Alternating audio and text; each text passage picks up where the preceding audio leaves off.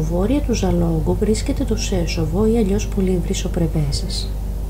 Το νεότερο όνομά του εικάζεται ότι βγήκε από τα πολλά νερά που υπάρχουν περιμετρικά και τις βρύσες που κάνουν φανερή την ύπαρξή τους όταν εξερευνούμε την περιοχή.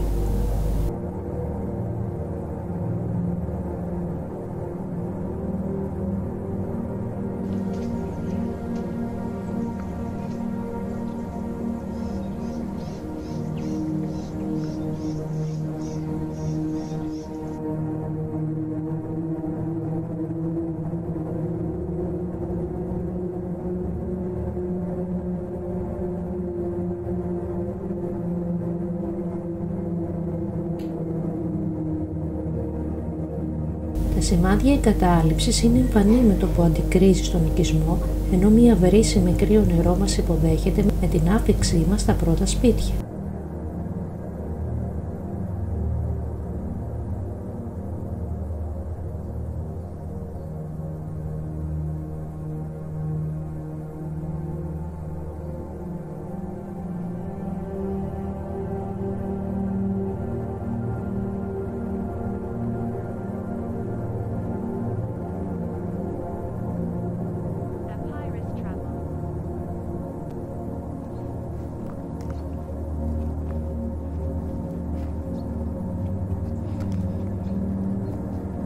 Σχεδόν τα πάντα που συναντήσαμε είναι χαλάσματα εκτός από την εκκλησία. Ο ισχυρός σεισμός ήταν η βασική αιτία εγκατάλειψης του χωριού.